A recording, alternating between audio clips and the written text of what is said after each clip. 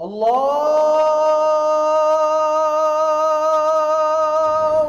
Akbar, Kenapa kepada Allah? Allahu nurus samawati wal ardh. Allah pemilik cahaya. Dalam hadis Assalamualaikum warahmatullahi wabarakatuh. Alhamdulillahil wahidil ahad al-fardis samad alladzi lam yalid wa lam yulad wa lam yakul lahu kufuwan ahad والذي ليس كمثله شيء وهو السميع البصير اللهم صل وسلم وبارك على سيدنا ومولانا محمد الذي دعا الناس وأرشدهم إلى توحيد رب العباد اللهم وعلى آله وصحبه أجمعين أما بعد.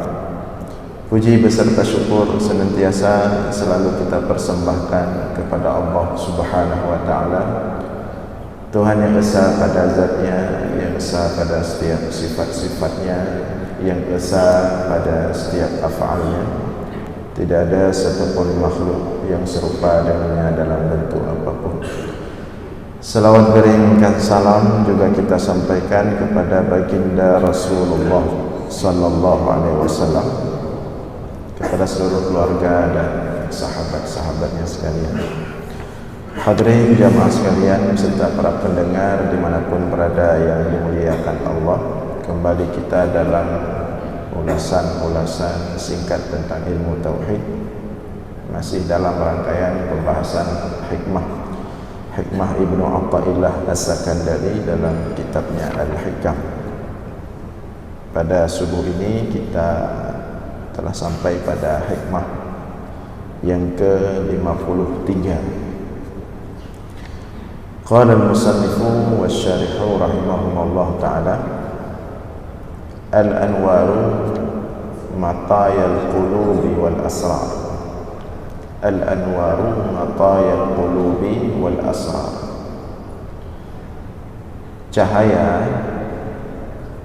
Cahaya adalah kendaraan atau yang menyampaikan al-qulub, hati, wal asrar, dan asrar kepada Allah. Cahaya adalah mataya, kendaraan atau yang menyampaikan al-qulub, hati, wal asrar, dan asrar untuk sampai kepada Allah. Nah, ini hikmah ke-53 ini, dan dua hikmah nanti berikutnya, hikmah ke-54 dan ke-55. Ini tiga-tiga hikmah ini, 53, 54, 55, tiga-tiganya berbicara tentang cahaya Allah. Sebagaimana Allah berfirman dalam Al-Quran, Allahu nurus samawati wal ardh. Allah adalah cahaya langit dan bumi. Artinya Allah adalah sumber cahaya. Allah adalah pemberi cahaya. Maka pada dasarnya semua ciptaan Allah, dari pertama diciptakan, semuanya itu disinari oleh cahaya Allah tanpa terkecuali, termasuk kita manusia.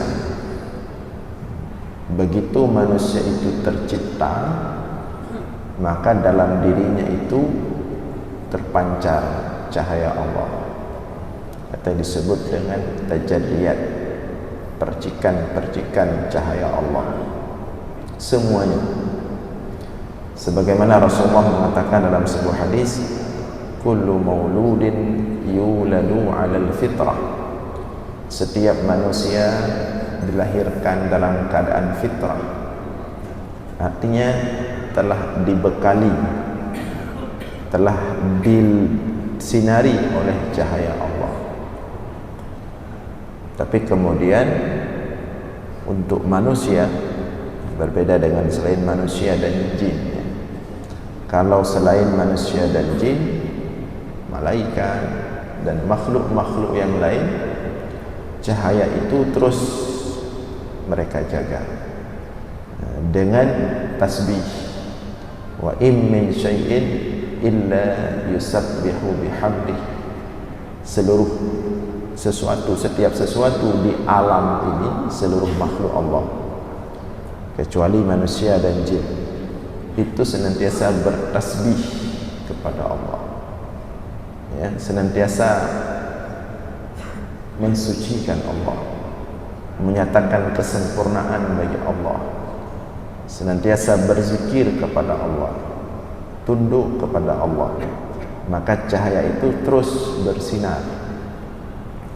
Adapun manusia dari awal telah diberikan cahaya oleh Allah, tapi kemudian dalam perjalanan hidupnya manusia itu, cahaya yang diberikan oleh Allah itu kadang-kadang redup, bahkan kadang-kadang benar-benar gelap, nyaris hilang cahaya itu dengan berbagai macam tipu daya dunia, terpengaruh dengan tipu daya dunia, godaan dunia, dengan tekanan nafsu, syahwat, dengan tekanan ego, dengan penguasaan ego diri terhadap diri. Hal-hal itulah yang kemudian membuat cahaya yang pada dasarnya ada pada setiap kita ini kadang-kadang redup. Nyaris kadang-kadang dalam tingkat tertentu seorang hamba saat dia jauh dari Allah, artinya berhasil dipengaruhi oleh tadi, ya, tipu daya dunia, beratnya syahwat, nafsu, beratnya ego dalam diri, maka cahaya itu benar-benar redup, bahkan nyaris hilang. Oleh karena itu kita melihat Rasulullah SAW berdoa. Di antara doa yang rutin dibaca oleh Rasulullah adalah meminta cahaya dari Allah. Makna meminta cahaya ini, cahaya yang sudah pernah diberikan oleh Allah untuk terus dijaga, dirawat, ya. Maka dalam Musnad Imam Ahmad bin Hanbal meriwayatkan hadis dari Rasulullah SAW tentang doa Rasulullah meminta cahaya. Doa itu diantaranya berbunyi, Allahumma ij'al fi qalbi nura wa fi basari nura wa fi sam'i nura wa min khalfi nura wa min fawqi nura wa min tahti nura wa min khalfi nura wa a'zim li nura. Wahai Allah, jadikan dalam hatiku cahaya, jadikan pada penglihatanku cahaya, jadikan pada pendengaranku cahaya, jadikan di atasku cahaya, jadikan di bawahku cahaya, jadikan di depanku cahaya, jadikan di belakangku cahaya, wa a'zim, dan besarkan cahaya itu bagiku. Rasulullah meminta cahaya itu dari Allah. Karena kenapa kepada Allah? Allahu nurus samawati wal ardh. Allah pemilik cahaya. Dalam hadis dalam Sahih Al-Bukhari, doanya itu meminta cahaya bahkan lebih panjang lagi. Sampai Rasulullah mengatakan, Allahumma ja'al fi lahmi nura, ya Allah jadikan dagingku, ini darah dagingku ini bercahaya, artinya tubuhku bercahaya. Waj'alni nura, dan jadikan aku ini cahaya. Dahsyat doa minta cahaya ini. Maka karena Rasulullah minta cahaya itu mengelilingi dirinya, bahkan tubuhnya dia minta agar terus bercahaya, bahkan dirinya menjadi cahaya, maka saking terangnya cahaya yang diberikan oleh Allah kepada Nabi Muhammad SAW, sampai-sampai cahaya itu bukan hanya terdapat dari diri Rasulullah, tapi memancarkan kepada sekitarnya. Kayak kalau kita lihat dalam kitab-kitab Syama'il, sampai ada sahabat itu yang melihat Rasulullah itu mengatakan, ma ra'aitu illa nur, tidaklah aku melihat Rasulullah melainkan yang nampak adalah cahaya. Kalau dia berjalan di bawah terik matahari, membuat mata yang memandang itu silau bercahayanya Rasulullah. Kalau dia berjalan dalam malam gelap gulita, maka malam gelap gulita itu pun menjadi terang. Saking kuatnya cahaya yang Allah berikan kepada Nabi Muhammad SAW. Dan bahkan menurut satu hadis, ya, walaupun hadis itu hadis lemah, bukan hadis yang sahih, hadis yang kuat, yang kemudian menjadi pegangan para kalangan sufi, bahwa memang Rasulullah SAW adalah cahaya dari awal, dan dari cahaya Rasulullah SAW kemudian Allah ciptakan yang lain-lain. Nah, adapun selain Rasulullah SAW, cahaya itu juga ada Allah berikan. Cuman kadarnya itu sesuai dengan kondisi masing-masing, dan itu bisa kita rasakan. Ya, kalau lagi taat sekali kepada Allah, lagi tenang sekali hati, lagi khusyuk. Makna tenang hati, bersih, ya. Karena ada orang taat belum tentu hatinya bersih. Kalau hati lagi bersih, lagi kosong, tidak ada penyakit apapun, kalau kita sesekali berdiri di depan cermin, kita bisa merasakan wajah kita itu biasanya lebih enak dilihat karena pancaran cahaya Allah. Tapi kalau coba hati sedang ada kebencian di dalamnya, apalagi ada iri dengki, atau sedang na'udzubillah dalam maksiat, cobalah bercermin, apakah wajah kita enak dilihat? Nah, itu hal paling sederhana, hal paling mudah. Cermin, lihat. Jangankan orang lain, kita sendiri bisa merasakan wajah kita sedang padam dari cahaya. Begitulah ego, nafsu, syahwat, tipu daya dunia memadamkan cahaya pada diri manusia. Nah, itu terjadi. Maka oleh karena itu, mintalah cahaya kepada Allah. Karena dengan cahaya itulah yang akan membawa kita kepada Allah. Nah, jadi terkait dengan pembahasan sebelumnya, akan ada 3 warid sebelumnya. Warid itu nurun ilahiyun, warid hadiah Allah. Warid pertama yang kita sampaikan pada hikmah sebelumnya, apabila datang kepada satu manusia warid itu, warid tingkat pertama, maka manusia itu dari sebelumnya bergelimang dengan maksiat, dia menjadi ingin taat kepada Allah. Nah, itu warid tingkat pertama. Timbul keinginan ingin taat kepada Allah, mulai beranjak untuk merubah dari perilaku sebelumnya dalam kemaksiatan kepada Allah. Tetapi di warid pertama ini, dia masih sangat cinta kepada dunia, dia masih sangat tertarik dengan perhiasan dunia, fasilitas, kemewahan, ya, masih sangat tertarik sekali, bukan sewajarnya, masih sangat tertarik sekali.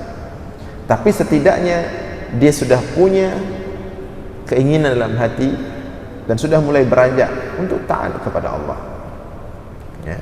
Sudah mulai ke masjid, sudah mulai solat, sudah mulai baca Al-Quran, sudah mulai berbuat baik, tapi belum bisa selamat daripada tadi. Kalau lihat pemandangan yang haram masih ada getaran, kalau melihat fasilitas mewah masih ada rasa ingin. Kemudian Allah berikan warid kedua, dia terus semakin taat kepada Allah, dan rasa cintanya kepada dunia itu sudah mulai pudar. Tidak tertarik lagi kepada perhiasan dunia, kemewahan dunia, jabatan, sudah biasa saja. Itu warid kedua. Cuman di warid kedua memang eksternal nggak pengaruh lagi, dunia beserta perhiasan tipu dayanya nggak pengaruh lagi, syahwatnya kepada dunia sudah mulai pudar. Kalau lihat benda haram, lihat perempuan, biasa saja, tidak lagi ada getaran. Lihat kemewahan, tidak ada lagi. Cuman di warid yang kedua masih ada ego. Cinta kepada dia sudah pudar, cuman ego masih ada. Kalau dipuji masih suka, senang, bahagia, matai bahu. Kalau direndahkan marah, dihina marah, tidak suka. Dan kalau bicara manteng banyak pakai kata-kata saya ini, saya itu, long, saya. Ya. Bahkan dalam dia menceritakan amalannya masih dengan agak sedikit, pokoknya mentang galak bedegoknya. Part yang gedeng begoknya itu, dia pegah apa begoknya lebih dominan. Tapi sudah taat, dan itu bisa kita rasakan di lapangan. Mungkin kita juga seperti itu, ya. Tapi sudah taat. Untuk tahap pertama, tahap kedua sudah bagus. Cuman kalau dia cuma bertahan di tahap pertama, dia nggak kuat. Tahap pertama tadi taat jalan terus, tapi nafsu syahwat juga bergejolak terus, ya, kepada dunia. Walaupun ini sudah bagus daripada tidak sama sekali, tapi ini tidak kuat. Demikian juga ketika warid kedua terhadap dunia sudah mulai pudar, tapi masih ada ego, ini juga tidak kuat. Taman sudah bagus, alhamdulillah. Cuman belum kuat karena egonya masih bertahta dalam dirinya. Ananiahnya itu masih tetap berkuasa atas dirinya. Nah, warid yang ketiga ini baru. Egonya itu sudah bisa dia tekan. Tidak ada lagi ego. Tidak mesti lagi dia di depan. Tidak mesti lagi dia yang mendominasi. Tidak lagi mesti apa-apa dia. Ini berarti dia sudah berhasil menekan ego. Namanya orang nak tengah pegah rame-rame, nak orang lain berkhabar, kaku pegah yang najile. Oh, salah Rapaji. Ini salah baca apa yang penting berat-berat. Itu berarti dia sudah mulai bisa menekan egonya, sudah mulai mengalah. Dengan istri di rumah, dengan anak di rumah, dengan kucing di rumah. Sebab nak orang enggak ngambil orang je kelawan. Saking kuatnya ego, Honda Haiti Udip je kelawan. Ada orang seperti itu. Berada ego. Hana moho kunci Honda karu dalam rumah salah buat mana. Ego kan. Ya. Tapi kalau orang sudah bisa mengendalikan itu, ini mulai egonya. Kalau egonya sudah mulai mampu dia tekan dan ketaatan dirinya kepada Allah terus meningkat, ini baru dapat warid yang ketiga. Sampai pada ujungnya nanti baik dunia maupun ego, eksternal, internal, tidak ada pengaruh lagi. Yang hanya ada pada dirinya Allah. Nah, bagaimana cara mendapatkan warid-warid ini semua?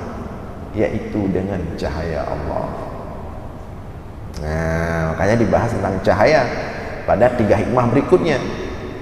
Nah, pada hikmah yang kelima, 3 ini yang berbicara tentang mukaddimah, pendahuluan tentang cahaya, ini dijelaskan dulu bahwa pentingnya cahaya Allah itu adalah sebagai kendaraan agar hati dan sir kita sampai kepada Allah. Sir ini maksudnya ruh. Jadi kita agar memahami proses berjalan menuju Allah ini ada konsepnya. Kalau asal-asalan kita nggak sampai-sampai, maka terus kita dalam kebingungan diri. Ini sudah di mana saya? Padahal sudah berubah, sudah hijrah, tapi kok nggak sampai-sampai? Kok di sini-sini saja? Rasanya masih hambar. Sudah berzikir kepada Allah, sudah taat kepada Allah. Karena ada orang tanya, datang seperti bertanya, saya sudah taat, sudah berzikir, sudah baca Al-Quran, sudah umrah, ya, sudah ikut pengajian sana sini, tapi hambar, tidak ada kenikmatan, tidak ada kelezatan. Karena konsepnya dia tidak pahami dengan baik. Karena menuju kepada Allah itu ada konsepnya.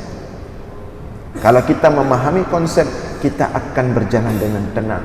Tapi kalau kita tidak memahami konsep, kita akan kebingungan. Bingung. Ada model lain lebih parah lagi. Baru tingkat sudah taubat langsung mengambilnya wali. Ini nak penyakit rasyid dulu. Baru taat bacut, kaget bacut. 3 jak. Karena saya bayi kupi, kapri, anak payah bayi kupi ni kah? Tang punya kajian kamu mengarah menuju wali itu. Ya. Jauh sekali perjalanan itu. Tahap-tahapnya itu tidak mudah. Maka kita harus belajar itu. Itulah yang dibuat oleh ulama tasawuf. Agar dalam perjalanan menuju kepada Allah, kita betul-betul menempuh jalan yang tepat, kendaraan yang tepat, cara yang tepat, sehingga tidak ada kepanikan. Karena yang diajarkan oleh ulama salafus saleh dalam beragama itu bukan bagaimana mengamalkan saja, tapi cara berfikir, cara memahami jalan syariat. Kon yang penting nyo hadisnya, gaya puputnya, puput, selesai. Bersinggah merempak hadis lain, gaya puput je, puput, selesai. Lagi urang, orangnya merempak dengan urang puasa tapi hantem pri puasa tapi langsung dia semangat untuk puasa. Nah 3 minggu kademang we. Singgah merempak dengan urang tahajud tapi hanaih malam tapi. Maka mulai malam besok dia enggak tidur lagi, tahajud di malam. Nah 3 minggu katipus memang sakit. Kenapa? Karena dia yang hanya dia pahami dalam Islam ini beramal. Tidak. Sebelum beramal, Islam menginginkan kita memahami dulu konsep Islam ini bagaimana. Cara berfikir dalam Islam itu bagaimana.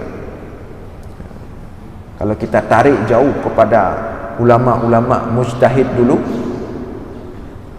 justru sedikit mereka mengajarkan furu'iyah. Furu'iyah itu maksudnya amalan. Justru mereka mengajarkan kepada kita cara berpikir dalam Islam ini bagaimana. Karena cara berpikir pengaruh sekali. Kenapa kadang-kadang lahir orang-orang yang sangat seperti khawarij, teroris misalnya? Karena cara berpikir dia tidak belajar dalam Islam, langsung amalan. Sampai Rasulullah marah. Ada sahabat datang, "Ya Rasulullah, saya sudah memutuskan mulai besok saya akan puasa tiap hari, tidak mau berbuka lagi." Sahabat yang lain mengatakan, "Wahai Rasulullah, mulai besok saya tiap malam enggak mau tidur lagi, enggak mau sentuh istri lagi. Saya akan salat qiyamul lail sepanjang malam." Semua kena marah sama Rasulullah. Sudah semangat kena marah sama Rasulullah. Rasulullah mengatakan, "Iklafu minal a'mali ma tutikun." Lakukan amalan ini sesuai kemampuan. Konsepnya harus paham. Kalau konsepnya bisa kita pahami dengan baik, insya Allah indah perjalanan kita menuju Allah. Tapi kalau konsepnya tidak terarah, capek. Tajak KJU, hana truk, sang katruk, padahal dalam truk, atau katruk tapi kiri dalam truk, sehingga timbullah suudzon, prasangka buruk kepada Allah. Ada itu orang-orang berfikir seperti itu. Ini saya sudah taat, sudah tahajud, kalau tahajud lagi orang you tahajud, kalau pubut lagi orang you pubut, tapi hanya ada hasil. Seperti menarik itu pembahasan ulama tentang tahajud. Kalau tahajud, salah satu keutamaan tahajud membuat cahaya bersinar. Maka ada orang setiap tahajud begitu paginya langsung lihat cermin, belum ada cahaya. Setiap tahajud lihat cermin. 3 minggu tahajud lihat tu mentang agak-agak gitu. Dia nak tahu dalam pembahasan praktek ulama salaf ketika bertahajud, ada yang mereka itu baru merasakan pantulan sinar tahajud itu di wajahnya setelah 10 tahun tahajud. Ada yang setelah 15 tahun tahajud baru mulai cahaya itu terpantulkan. Maka tadi kita katakan konsepnya ini harus kita pahami baik dulu, dengan benar dulu, agar kita tidak terombang-ambing dalam menjalankan syariat ini. Nah, jadi kesimpulannya daripada hikmah hari ini itu permulaan tentang bagaimana cahaya itu ada dalam diri setiap manusia dan bagaimana agar cahaya itu terus bertahan dan bersinar, yaitu doa Rasulullah tadi, sebagaimana disebut oleh Imam Ahmad bin Hanbal dalam musnadnya dan oleh Imam Al-Bukhari dalam sahihnya. Mudah-mudahan ada manfaat. InsyaAllah kita lanjutkan subuh Jumat depan. Aqulu qawli hadza wastaghfirullah li wa lakum. Wassalamualaikum warahmatullahi wabarakatuh.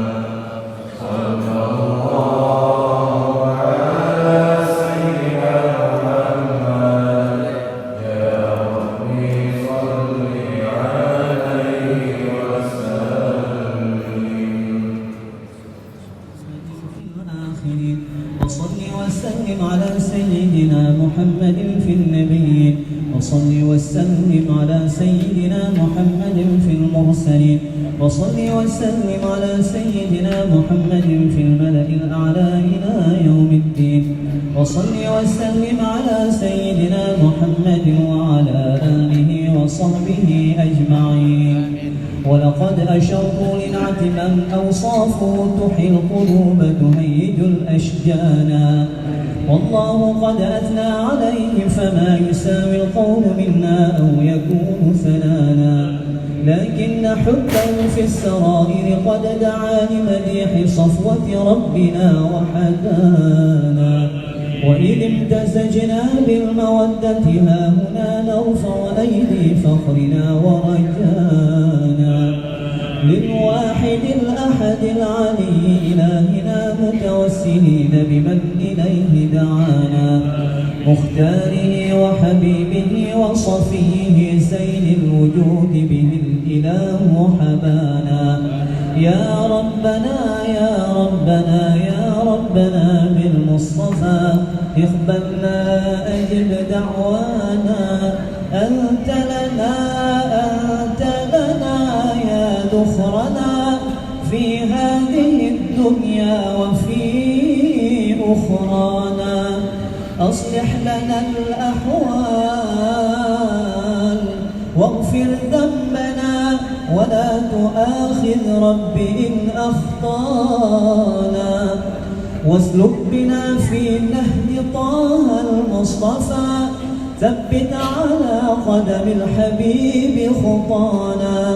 أرنا بفضل منك طلعة أحمد في بهجة عين الرضا ترانا، واربط به في كل حال حبلنا وحبال من ودى ومن والانا، والمحسنين ومن أجاب نداءنا، وذوي الحقوق وطالبا أوصانا، والحاضرين وساعيا في جمعنا، ها نحن بين يديك أنت ترانا.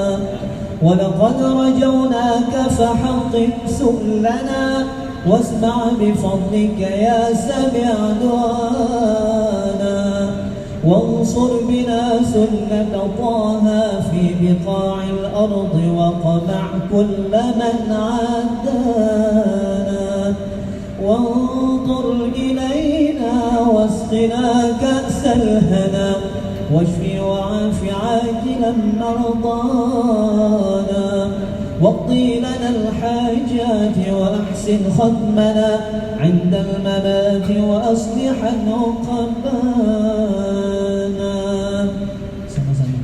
يا ربي واجمعنا وأحبابا لنا في ذلك الفردوس يا رجوانا.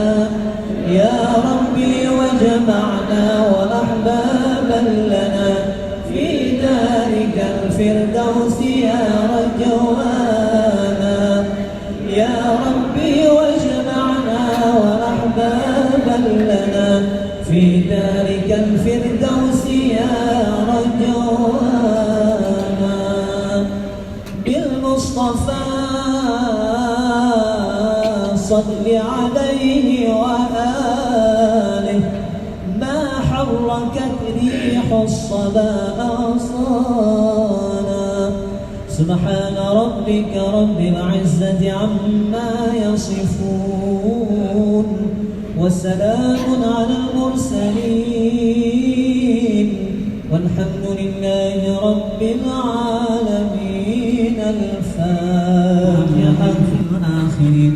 وصل وسلم على سيدنا محمد في النبيين، وصل وسلم على سيدنا محمد في المرسلين، وصل وسلم على سيدنا محمد في الملأ الأعلى إلى يوم الدين، وصل وسلم على سيدنا محمد وعلى آله وصحبه أجمعين.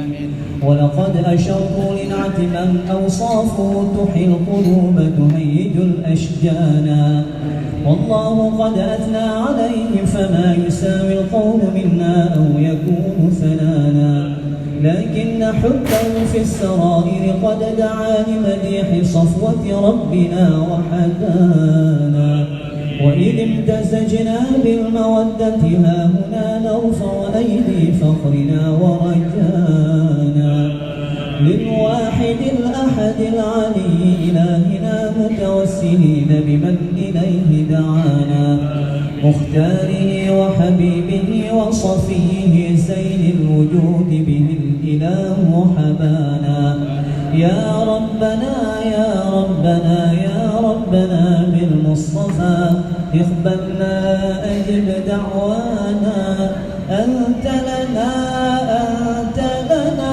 يا ذخرنا في هذه الدنيا وفي أخرانا أصلح لنا الأحوال واغفر ذنبنا ولا تؤاخذ رب إن أخطانا واسلك بنا في نهج طه المصطفى ثبت على قدم الحبيب خطانا أرنا بفضل منك طلعة أحمد في بهجة عين الرضا ترانا واربط به في كل حال حبلنا وحبال من ودى ومن والانا والمحسنين ومن أجاب نداءنا وذوي الحقوق وطالبا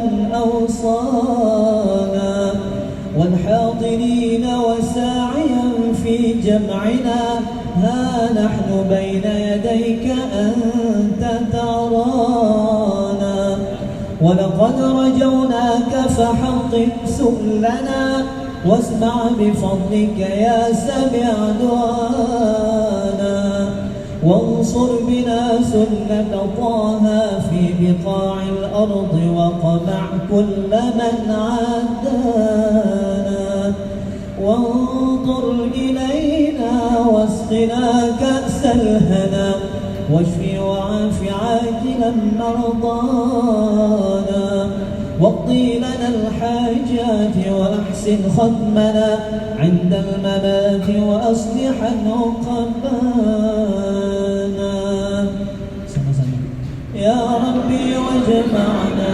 وأحبابا لنا في ذلك الفردوس يا رجوانا يا ربي واجمعنا وأحبابا لنا في ذلك الفردوس يا رجوانا يا ربي واجمعنا وأحبابا لنا في ذلك الفردوس يا رجوانا